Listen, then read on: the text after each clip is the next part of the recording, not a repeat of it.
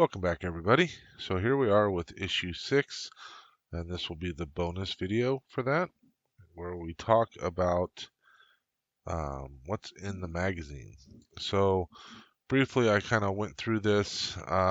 This talks about Dash Rendar's uh, Outrider. This is a YT 2400. So I'm just going to briefly go over this because this is not currently canon, although a lot of the people who are fans of the expanded universe or what they call legends now. Will find this interesting, and I think so. He's kind of like a pulp or a bit of a I don't know. He's got a bit of a following. Um, so for his Outrider, it's 21 meters long and 26.7 meters wide. Its height is 0.75 meters, so it's not very tall. So um, I feel like that's not right because 0.75 meters, I mean, a person couldn't stand up in it, right? So that's got to be off somehow. Its MGLT is 70, which the Falcon was 75. So whatever MGLT is, if anybody knows what MGLT means, let me know. Um, Its maximum speed in atmosphere is 1150, which the Falcon was only 1050. Its engines, Congar KG Defender Ion engines.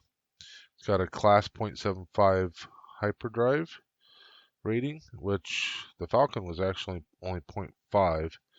Of course, I'm sure that was just, you know, out the gate as far as stock. So it's got no backup, which the Falcon did. The hyperdrive is a Soro Sub Griffin Y2TG hyperdrive unit. Shielding power boosted shield generators. The armament, two Dymic heavy dual laser cannon turrets, two concussion missile launchers, each equipped with 3 missiles as standard. Targeting systems is the CNR Fleet Systems Combat Computer. Okay, so and here we have a little bit of info about the YT 2400. So the YT 2400 was part of the same series as the YT 1300. And as with the CEC's other designs, this circular saucer-shaped hull housed the ship's main systems as well as the cargo holds. The ship was designed to be customized by its owner's requirements, or to its owner's requirements, but even its basic configuration had high specification. The stock space frame was double armored and fitted with a powerful ion engine that could easily be uprated beyond standard, plus a Class 2 hyperdrive and a Class 12 backup, even though Dash Rendar's didn't have a backup. So that's interesting. So for those that don't know about Dash Rendar, Rendar had much in common with fellow smuggler Han Solo. Also born a Corellian, he had begun training as an Imperial officer. His fortunes changed when his family incurred the Emperor's displeasure and were forced into exile. So, much like Han, he had gone into Imperial service. Han wasn't obviously really by choice per se. He couldn't get off of Corellia on his own. So, yeah. But again, what Dash was known for was um, there was the book that was in between Empire Strikes Back and Return of the Jedi, and he basically helped um, Leia and Luke and them while they were looking to try to figure out where Han was. So the Outrider's last mission, the fallen Prince Xizor was leader of the Black Sun crime syndicate and wielded power to rival Darth Vader within the Empire. His downfall came after he attempted to kill Luke Skywalker and took Princess Leia captive. When Skywalker and his friends took the Millennium Falcon on a mission to infiltrate Xizor's palace, Rendar, who had a personal grudge against the crime lord, joined forces in the Outrider. The rebels successfully freed Princess Leia and escaped, and Sizor came under attack by Vader, who had a grudge of his own to settle. So yeah, so Sizor didn't go handle that very well. So even though that book is not really part of canon, technically the Outrider is. So this is something I never realized until here, and I find this interesting. The Outrider was designed by Industrial Light and Magic concept artist Doug Chang, a key figure in the design of the prequel trilogy. Building on the storyline based by Steve Perry, the YT-2400 first appeared as a playable ship in the video game that formed part of the 1996 multimedia project Shadows of the Empire, set in the period between The Empire Strikes Back and Return of the Jedi. The Outrider was then undertook a rare crossover from the expanded universe to the movies when the ship was digitally inserted in the special edition of A New Hope, released the following year. It had been taking off. Oh, it can be seen taking off from Mos Eisley as Luke and Obi-Wan Kenobi arrived at the spaceport. So I had not noticed that, but I find that pretty interesting. Yeah. Part of this is because, one, I didn't play that video game, so I wasn't familiar with the shape or anything like that. But I do remember, you know, Dash, having this ship and all that kind of stuff from reading that story. I did read that book. So the planet we're going to visit this time is going to be Kashyyyk. So I believe that's how it's pronounced, Kashyyyk, and this is the Wookiee world. So you can tell that the Wookiees have a lot of kind of different spelling on how they do things and how stuff is pronounced and that kind of stuff. So it's part of the Kashyyyk system. It's third in the orbital system, and it's 32,000 light years from the core.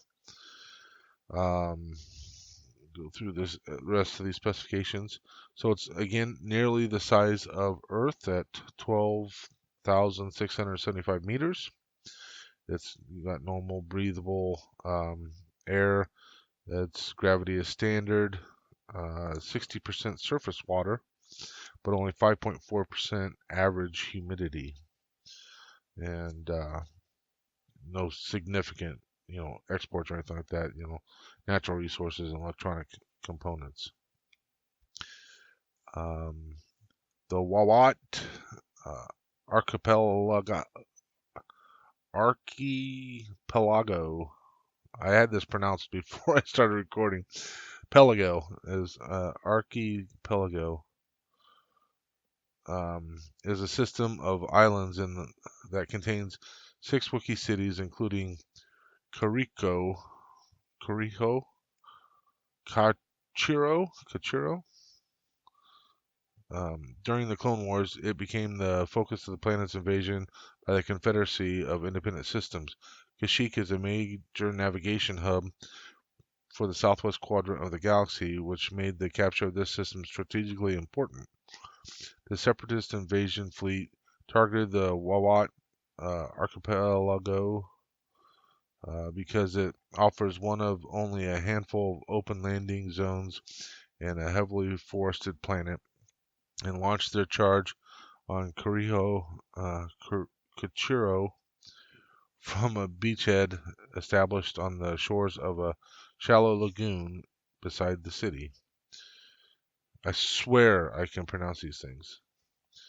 So I think some of this might actually be from episode 3. I'm not sure. Some of these, I mean, obviously that image is, and this image here is, but so we have the Wroshyr Trees, Wroshyr, and so these are the trees that the Wookiees can climb, and they have a very strong connection to these trees. Kashyyyk's towering Wroshyr trees are the cradle of the Wookiee civilization, supporting large cities, kilometers above the forest floor.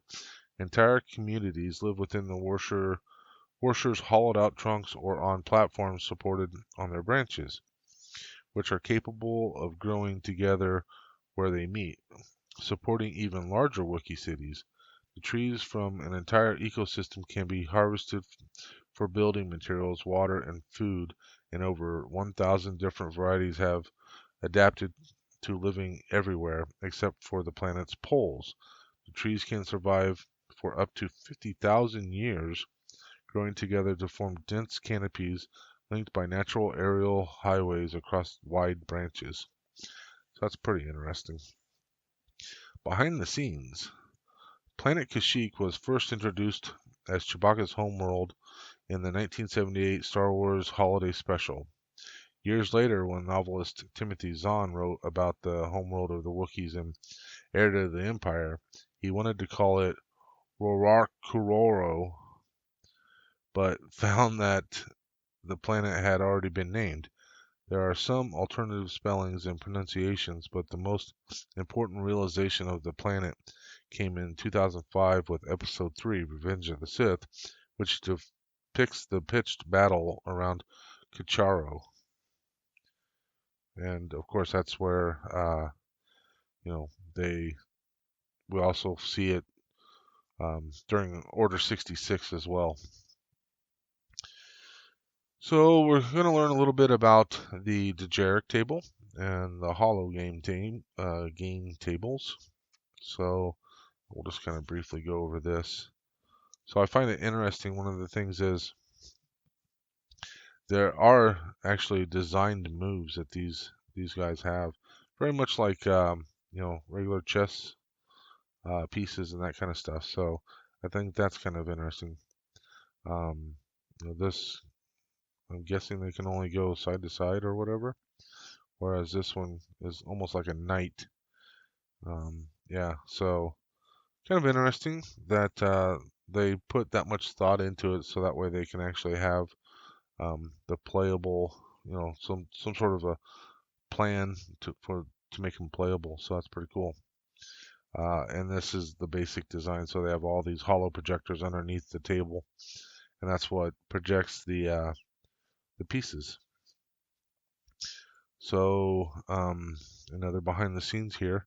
When George Lucas first developed the scene in A New Hope, when Chewbacca plays a holographic chess game against R2-D2, he wanted to create the animated pieces by filming actors dressed in costume against a black backdrop. Lucas was forced to drop the idea after a similar sequence appeared in the 1976 movie Future World.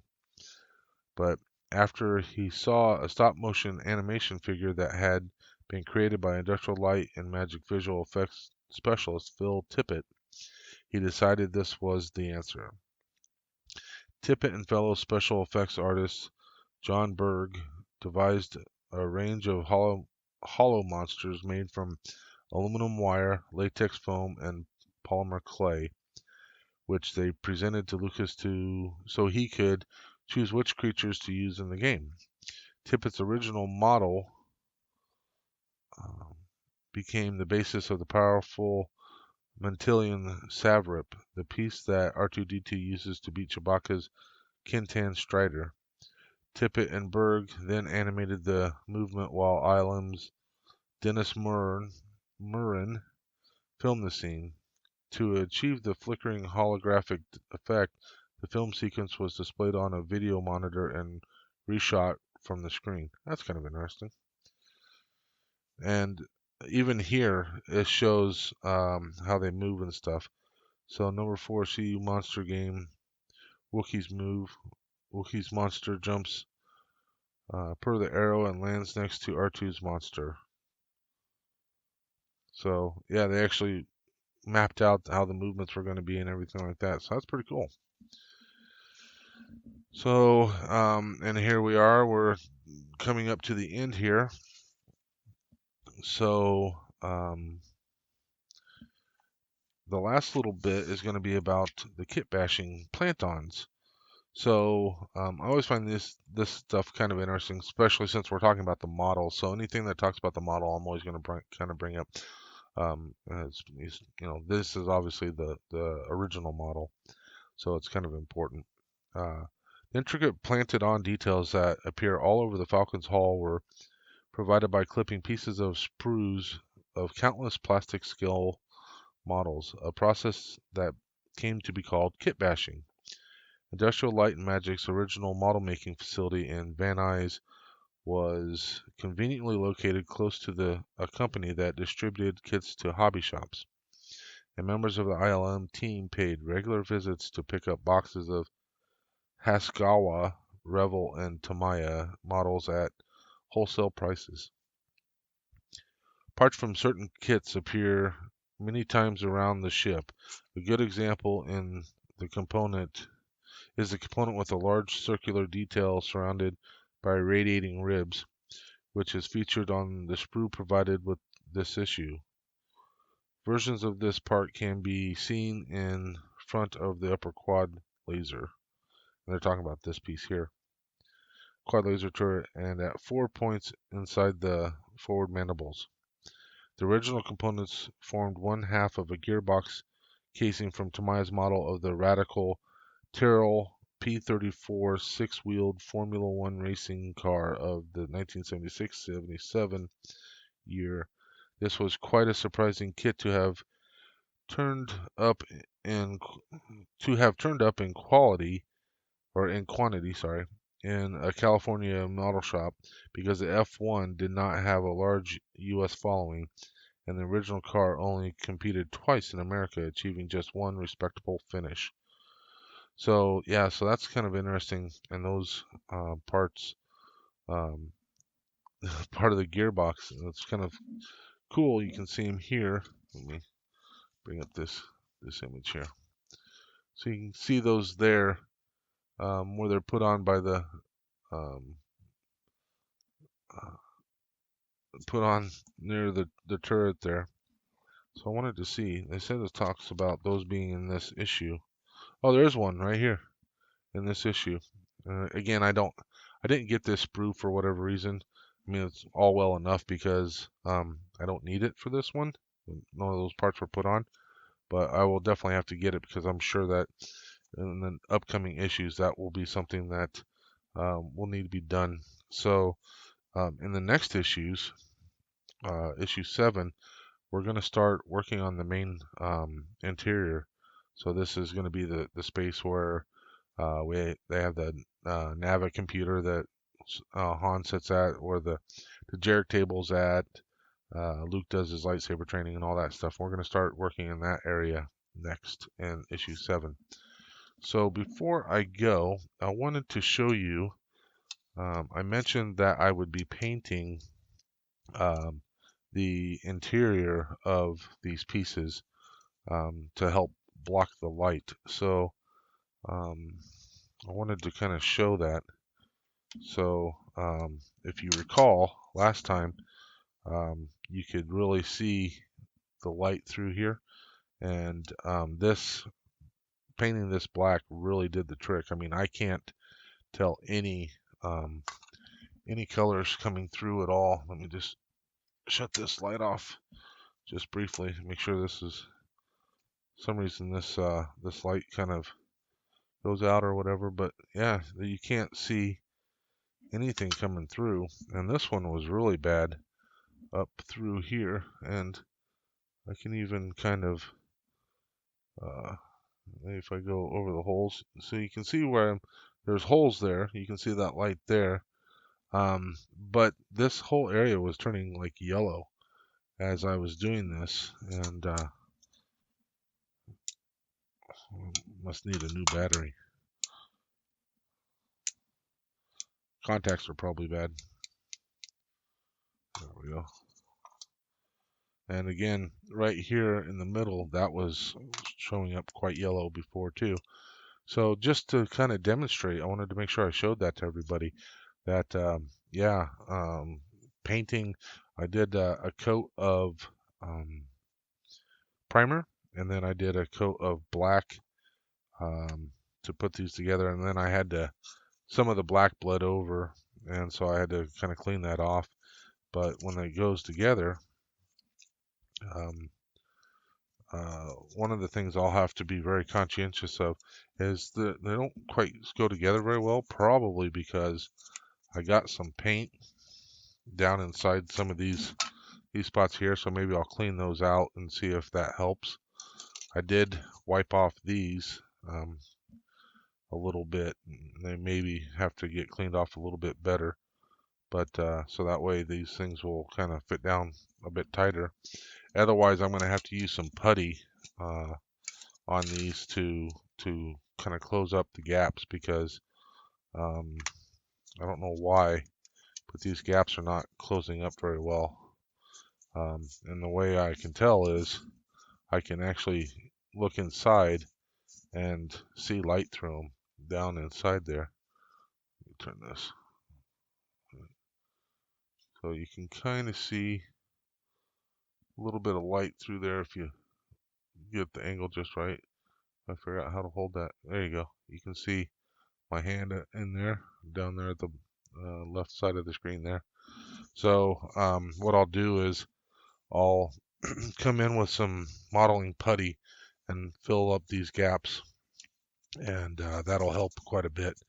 But again, this isn't something that has to be put together anytime soon.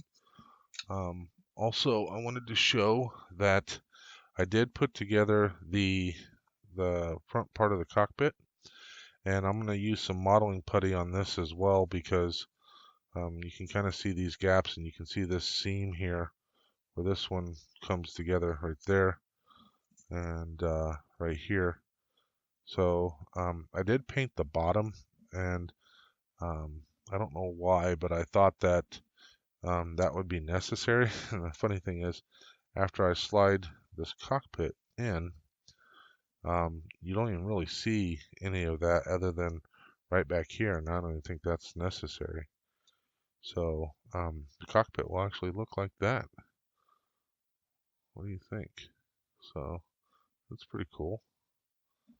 Um, but yeah, I'll fill in some of these gaps and stuff, just kind of make it look like it's all one piece and whatnot, and then do some painting.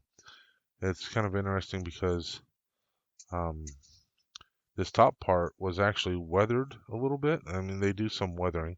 Get this light back on. There we go.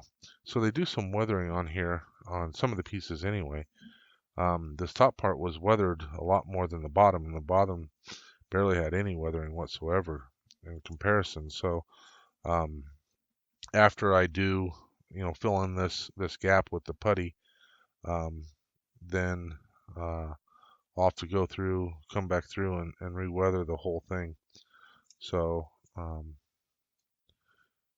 yeah, so that's put together now, and just one step closer to having this part done. And one of the things I thought that I might try to do and see how this works out, but put this in here, and it helps if you get it in there right. So if I put that in there, and then uh, get like put this up to a screen or something with stars behind it, and get a picture of like over the top of these seats here, like as if you're looking um, through the cockpit and see what it looks like. But I thought that'd be kind of cool. Another thing I did was I just added a little bit of black on the handles here for um, for those controls. You can see that, and then like that little knob there, I added a little bit of black on that knob as well, just to kind of give it a little bit of something a little bit extra. And yeah, and then I did put some silver up on these knobs for the hyperdrive, so that's all done. But if I do get a picture with the Starscape from the cockpit, I'll make sure I share that with everybody. I just thought it might be an interesting view to have that picture, um, type of thing. So I'll share it with everybody if I do get it done. So all right, I think I'm gonna call that an end. Next time we'll have issue 7, and so be working on the main hold area, which should be interesting. There's going to be some, especially with the seat and that kind of stuff. There's going to be some extra stuff that I'm going to be doing there. I mentioned the modeling putty, so we'll be putting that into use. All right. Thanks, everybody. Take care.